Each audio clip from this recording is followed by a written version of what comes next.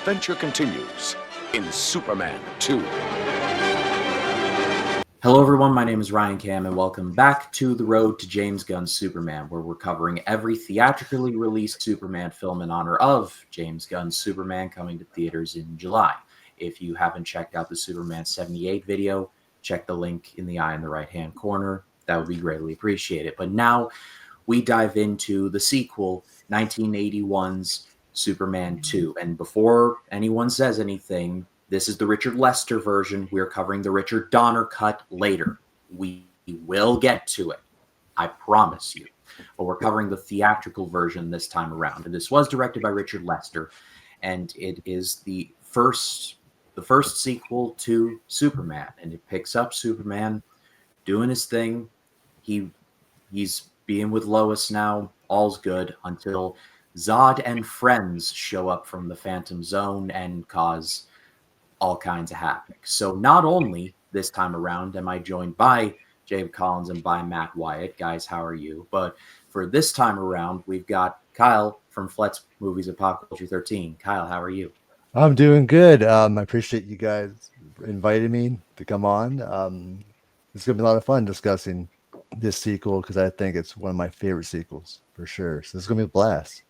Yeah, and before we get too deep into it, I don't know how hot of a take this is going to be, if it's going to be a hot take, like a mild take, or like a lukewarm take, but I don't care.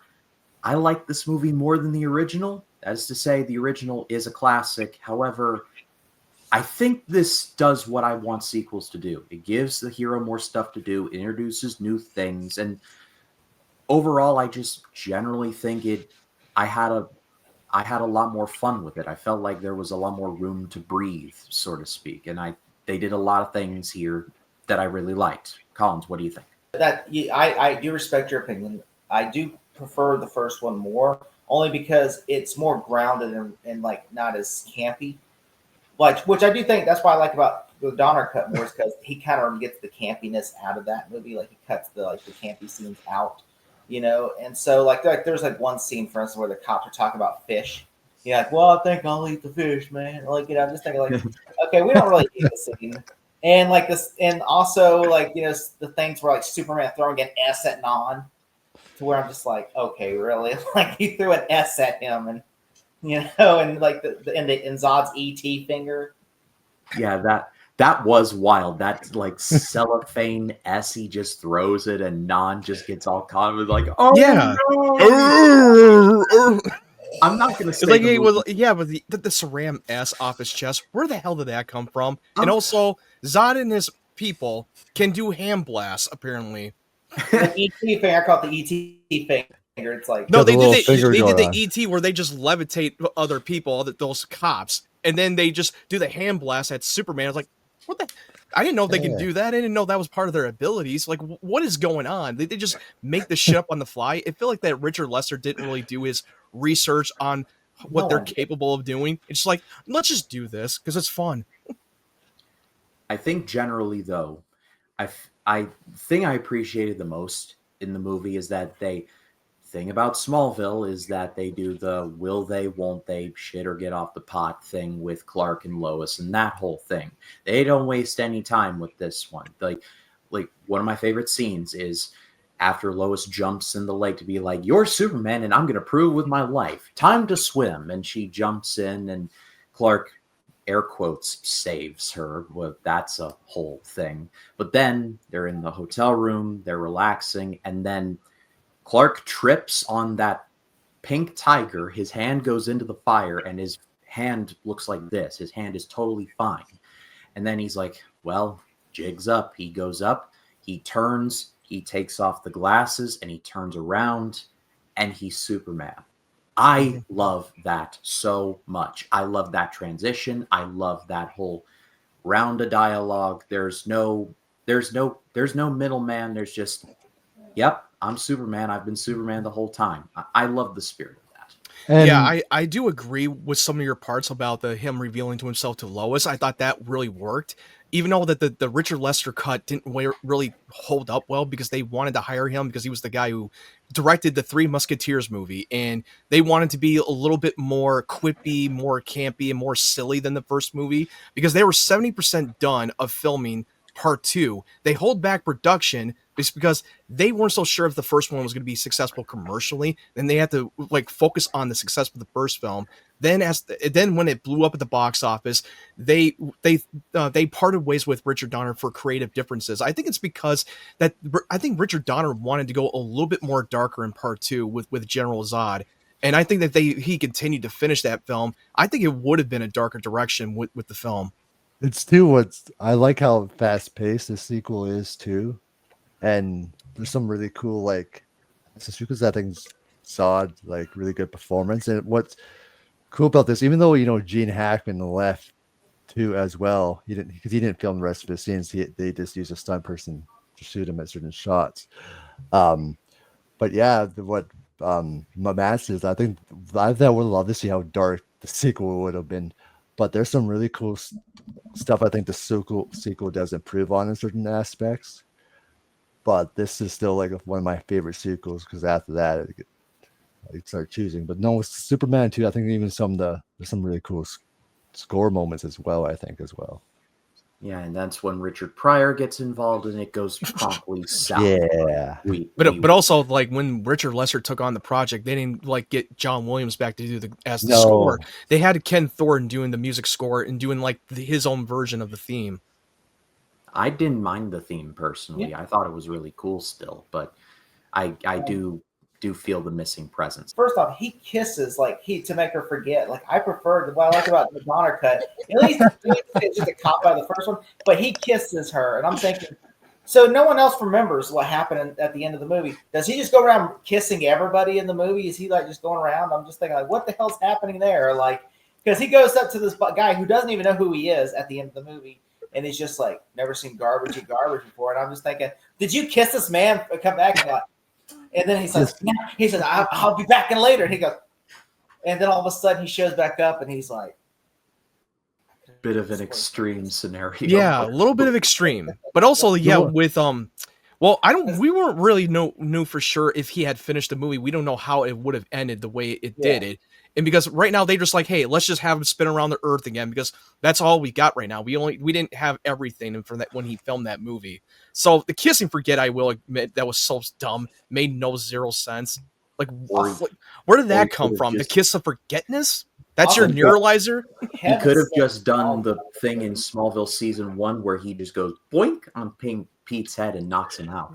You know what's the one thing I wanted to see from Lex was because you know how Hackman, the scenes that he filmed, you know how Hackman can really play nasty villains like he did in Unforgiven and all that.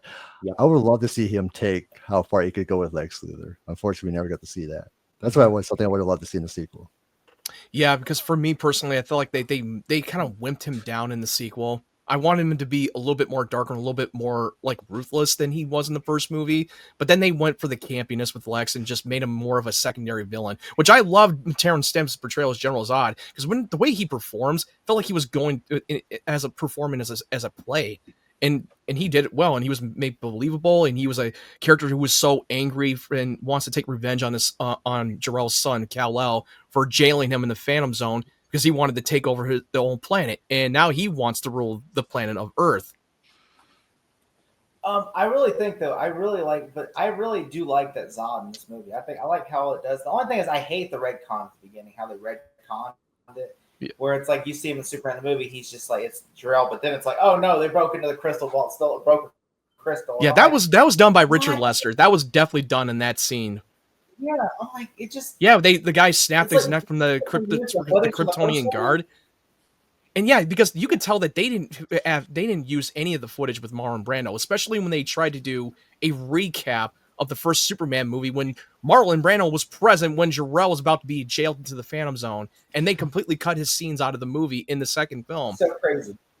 Yeah, I think it's big. I hated that. The fact that it's like You know, like at least they brought Brando, like they got used Brando's footage in Superman 2 in like, you know, the Richard Donner cut. Yeah. In which, you know what, I will say I really, really just thought the first 10 minutes of the movie, it made me mad because the first 10 minutes of the movie is just recapping the first movie. And I'm just like, it's just the opening credits. And it's in case people did not see the first one, in case someone did not see the first one, here's your little recap opening montage. There's a 2-minute sequence, just a flashing of the skyline in Metropolis. And I'm just like, do we really need a 2-minute, like, pandering shot of this?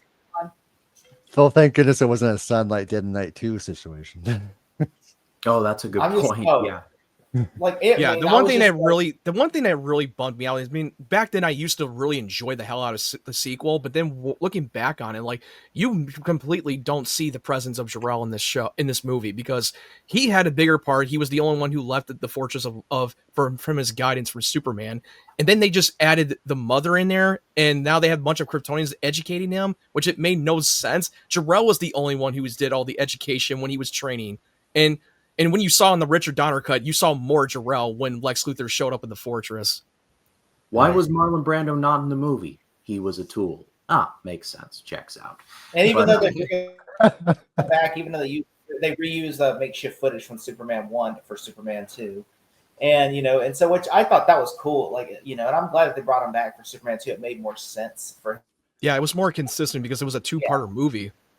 I will say that Kevin Smith had the funniest joke in the when he was talking about Superman 2. He says, Superman 2, first off, he goes, I'll give you this, that she can't tell the difference between this and this. But he goes, the stupidest thing, she's at the end of the movie, she's like, after like the magic kiss, she's going, Jimmy, I don't know what to write about. And then it's like, Jimmy Olsen looked there and goes, what are you, fucking stupid?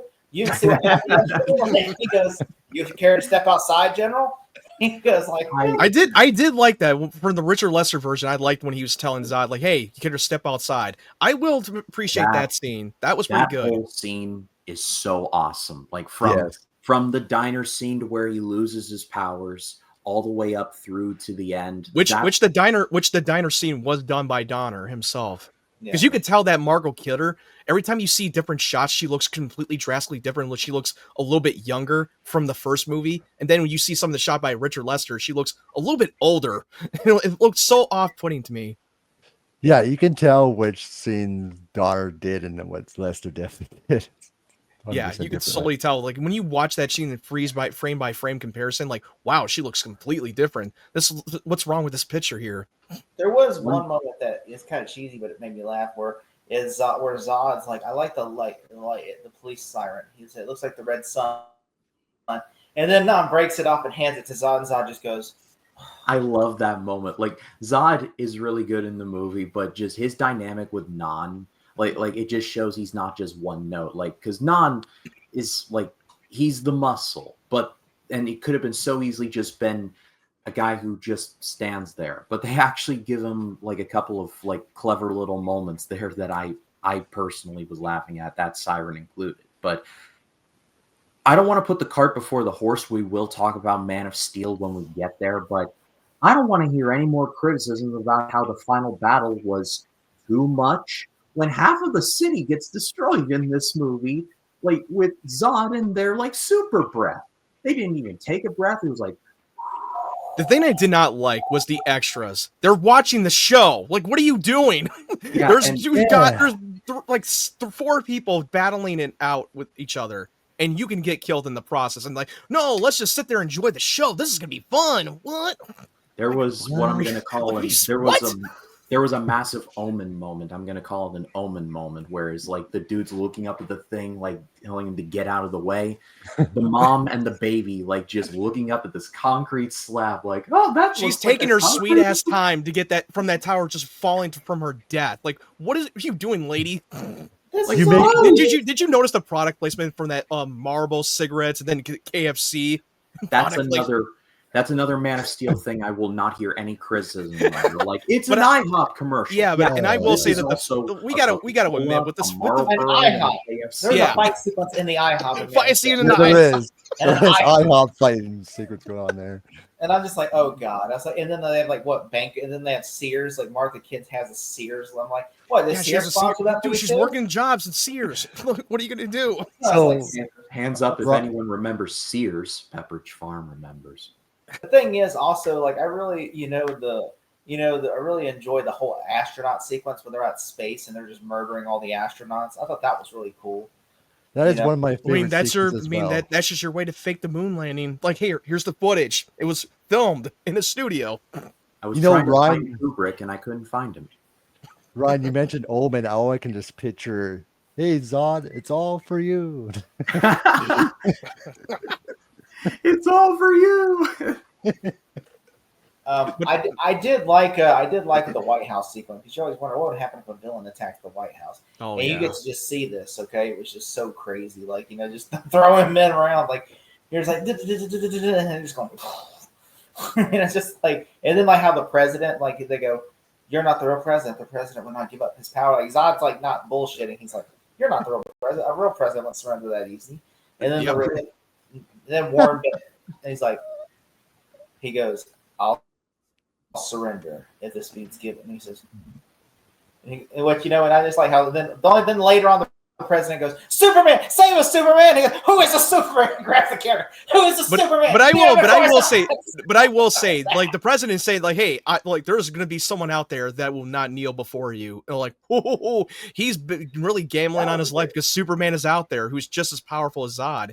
And I did like the whole part when he was just calling Superman out on national television, showing you. I did like the part where he loses his powers because he's choosing to being with Lois, and he's already served humanity. He's done his doing. He wants to live a normal life like everybody else. Then when he gets beat up in the diner, he realized that he cannot run from it. He needs to come back to being Superman. The world needs him because he left the world very vulnerable. The one, Yeah. Oh, sorry. No, Collins, go ahead. I was go gonna ahead. say, you can tell the movie was shot in London because there is a extra in the movie whenever Zod does his ET finger and he fingers the dad. You what? That's what she said. Oh God. He does his magic fingers with the dad, and then the girl goes, "Please, Mr. That's Jackson, even please." worse. That's even worse when you describe it. That's a totally different Superman movie. What's going on there? What Superman did you watch? I watched it where a guy fingers another guy. You watched the naughty cut. cut. You watched the naughty cut. That's what You watched the unrated naughty cut TVMA. but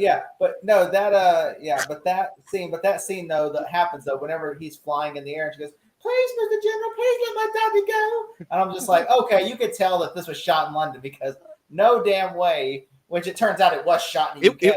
It was ADR from that kid in that footage. When you watch the Donner cut, his voice was so different. Oh, like damn, there's a lot of heavy ADRs too. It's like, must have been shot in Yorkshire or something. Right. Stratford upon Avon. Despite the campiness, I still think there's some really cool visual effects in this movie as well. Oh, I yeah. think. Yeah, like the cellophane S doesn't age particularly well, nor does the Phantom Zone, where it's just like them pressed up against like a random pane of glass. It looks like Zod, I will get you as it tumbles. I mean, what did they do out in space all this time? Jesus Christ, it must be miserable in there. Yeah. I guess we shouldn't complain too much. I mean, Man of Steel's Phantom Zone had like some oddly phallic looking imagery. Just a black hole. They're stuck in. They're frozen in the black hole. And so it could be worse. With the finale, I got to admit, the finale of the fight scenes didn't really hold up. It felt very like campy and choppy the way because they didn't have the effects back then because this was during like in the early 80s and they didn't have the effects to make the fight scene look more visceral and more faster and agile. Because what they get right in Man of Steel, the fight scenes, that was more real and that felt more believable instead of back then. But back in the day, you accepted it because those were the effects, the product of its time. Yeah. So I'll be the first to admit that I'll die on the hill of Man of Steel's combat is just great. However, I loved this final fight. Like I loved how they were like doing multiples of each other and they were trying to, and then Superman does the same thing and he does the line to Lois. I used to suck at this game in school. Like I love that line too. And then just like the mind games, and then I think it was the super speed, using the speed of the force of the Mirage thing that just because he's running so fast, especially when you're seeing Zod and his people doing that zappy zap. That was super speed, and that was the effects back then. Well, to be fair, if you look at Dark Knight Rises, Batman does the exact same thing where he's like, I'm over here. To that one guy in Bane's tunnel where he's like fire, and Batman's like, over here, I'm over here, I'm over here. Like, Something tells me strobe lights were not as readily available in 1981. Not for like main use in Hollywood productions, mostly for like Club 47 or something like that. But also in the beginning of the film, there's a terrorist organization that has the hydrogen bomb in Paris. Where do they get a hold of that kind of nuclear weapon? What just happened? How did that make any sense? It was the 80s. Nuclear bombs were just given out like candy. Yeah, they were just getting out like candy. Yeah, here you go. Do a terrorist with the nuke. You know who one of the terrorists is? The uncle from Harry Potter. Oh, that's right. Yeah. Yeah. Oh, really? I did not know that. Yeah, he's the fat terrorist. He's like the one that's the uncle from See, Harry that's Potter. what he was doing. Next thing he was a terrorist. He was about 3 seconds away from telling Superman, "There's no such thing as magic." There's no such thing as magic. Oh, see about that.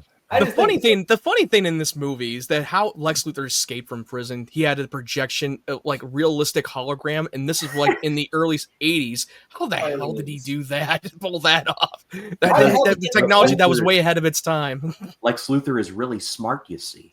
Apparently, he is one of the world's greatest criminals. I will say one thing I thought was funny that he just was like, fuck Otis. Like, he's just like, fuck yeah, but also like Otis cannot climb up on the ladder with a hot air balloon and was able to sing. How did that like? I don't think that's really physically possible. I mean, it's very heavy, even if you're overweight. Otis got the shaft. He did get the shaft. Well, to be That's fair, all Lex Luthor just fucking kicked the damn ladder and say screw him. I do like the fact that it shows that Lex doesn't care. Like he said, Lex is only interested in saving Uno. But also, Otis did not care. He's like, oh, hi, bye, Mr. Luthor.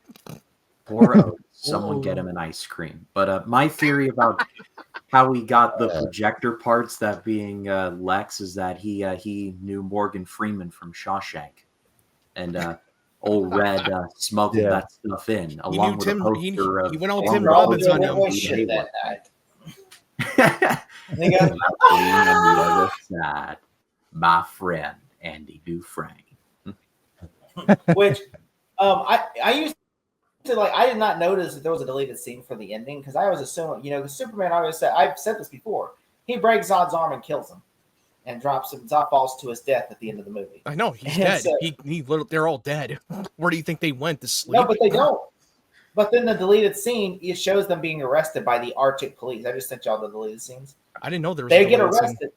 Yeah, it's a deleted ending where because the Arctic police show up in like one of those little thing, like the rover things. They show up, the snowplowers, and then they arrest Zod. You see Zod walking with his broken hand, and then Nan and Ursa are walking, and then Lex is like trying to convince Superman to cut him in on a deal. I suppose the Arctic police were taking care of this on their way to hearing about a distress call about a bunch of guys doing research, and they found like an alien. That's a Thing reference. It's a ham-fisted thing. I get what you were saying. I was about to say, I was like, this better be a Thing reference you're going for. It is. I was trying to make it. The snowplower police found the Thing before they got to Superman. Which I was like, I was showed that scene to somebody. They're like, that is so stupid. Why are there Arctic police? Like the Superman just letting the police know where there's an Arctic police. Like we're up in the Arctic. Like wait, what? Where are their headquarters? Instead of Superman's like, I'll call the police, Lois. Watch, I'm calling the police. Yes, I'm on the phone. It's so fun. It's so funny that the fortress was not highly guarded when Lex broke in. Like, there's no booby traps or any trespassers in the fortress. Come on, bro. Well, that's because he's got the Arctic police. He's got the Arctic. Yeah, that's what the Arctic police is for, guarding the damn place. Where were you guys at? Sorry. Where were you, a-hole? We were on the Arctic up on ice. What does Superman do? I'll call the police. Ice. Somebody call the police. Ice, baby. I mean, but yeah. Ryan, hopefully you include that scene. I just sent you the Arctic police. Yes. I didn't even know that scene existed. I didn't know that they had deleted scenes for that one.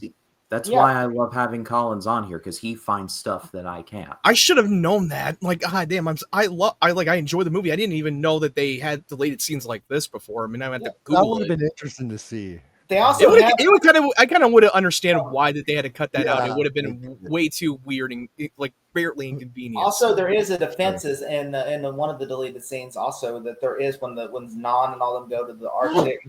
When Non and there's like lasers and stuff that try to stop them, and they have to like dodge the lasers and stuff like that to get inside the fortress. Yeah.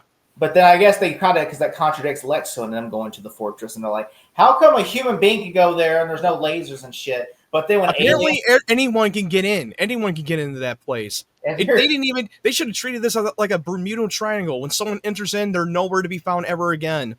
Or they can get that gimmick from Wakanda where it's like plain clothes, and then as soon as they enter, it's like do do do do do. It's like three. It should be like a layers of, force like, field. It should be like an invisible force field, like like you said. Huge minds or something. Like the Santa Claus movies with Tim Allen, where it's like yeah. Yeah. I was gonna say Red 1 to the 5 people that actually saw Red 1, but unfortunately I did see it. I've still not seen it. I started watching. I watched it when it was on Prime. I did not waste time to go to the theater to see Red 1. I've seen it too on streaming. I'm gonna watch it eventually. I love The Rock. The Rock's one of my favorite actors. I love him, and then I just haven't seen it. Well, to bring things home and put the period at the end of the sentence of this review, it is imperfect, and I'm willing to hear like if people say the original is way better. I totally get it, but the highs are high in this movie, and so I personally enjoyed watching this one a lot more than the original. Not to say that the original is now bad. Far from it. For me, it's a situation of I just prefer to watch the sequel over the original. They're both great in their own ways. I just like the sequel better. I'm giving it an amazing grade on my scale. I had a lot of fun with this. It did what I wanted a sequel to do. And for a while, it seemed like the last really good Superman movie, because I have not seen Superman 3, but I am not looking forward to it. Surprisingly, you didn't watch that yet. Not really. This is going to be refreshing. I can't wait to hear that. I actually think Superman 3 is decent. That's a hot take, I know, but like I thought the movie was mediocre. There's things I liked, but the things I really disliked, like what are we doing now? Is it John Cryer in the third one too? Superman 4 is No, John Cryer was in the fourth. He was in the fourth piece of shit. Oh, okay, fourth. Yeah, I figured. And then he went on to play Lex Luthor in the Arrowverse crossover at some point. That's right. Yeah. Oh dear. Well, I pass it off to all of you. What did you think of Superman 2, the Lester version? Let us know in the comments. We would love to read what you have to say. And it's a privilege to do this road with Jacob and Matt. And Kyle, it's a privilege to have you on the channel once again. Tell the people where they can find you. I'll start. So as for me, they can find me on my channel, Flet Movies and Pop Culture 13. I just did a Halloween watch party today. You guys can check that out. I do have a video dropping Tuesday, and then this Thursday, me and Black Task of Me, I'll be discussing our top 10 comic book adaptations. So that's gonna be a lot of fun. But then Friday, I'm gonna have these three awesome guys back on Friday. We're doing a Logan watch party. That's gonna be a lot of fun. I can't wait to dive into that movie. And then I do got huge 3 interviews coming up, and then you can find us all on Batman Terry eventually again. So looking forward to a lot of stuff coming. Yeah, Kyle's channel's linked below. Go give him a subscribe. He deserves it. And I am looking forward to watching Logan with you as well. Collins, what do you have coming up? Nothing. Nothing. Well, that was fast. Matt, what about you? Good night. Wow, that escalated very quickly. Anyway, you can go check out on my YouTube channel. I dropped my review of the first season of Your Friendly Neighborhood Spider-Man and my spoiler review of the 4th episode of Daredevil Born Again. Check out my review of the new movie called Mickey 17. And I still got to edit the video for the 3rd season of the review of Invincible. And then I got to review a couple of movies like The Electric State that came out on Netflix and Venom: The Last Dance. Do you have to? No, I don't have to. I mean, there are like 100. I didn't have to watch it, but I just did it anyway. There are over 100 years of movies you could review, and you're choosing the bad Netflix Russo brothers movie. Isn't that the one with Mr. Peanut got to save the world? I haven't seen it, but from the clips I've seen, it looks terrible. You're not missing anything. It's like Borderlands the sequel. It's like a shitty Borderlands sequel. Oh, dear God, Like I had to suffer through that once. I'm not doing that again. Well, Colin's second chance. Do you have anything coming up? Yeah, okay, so yeah, that was a joke for but the second time. I got the Captain America Civil War review dropped. I've just been like doing I've been trying to do it bi-weekly, so I've been like one Captain America movie, then like a new movie. So I just did Wicked, which I had to suffer through that movie. And then now I'm doing Civil War, Captain America Civil War, not the movie Civil War, but eventually I'll probably cover Civil War. Captain America Civil War, and then of course we do Small Talk every Thursday or Tuesdays, and then of course and then of course I got a Batman Terry will come up in a couple weeks, and we're gonna try to do Talking Silence soon. So that's about it. Yep. So go subscribe to all these guys. They are very good at what they do. And as far as this channel goes, Best Picture month is ongoing. David Lynch Project is ongoing. Got a lot of stuff coming for April and the following months. I've got another project in the works in celebration of a certain Tom Cruise franchise. It's the one you're thinking of. So stay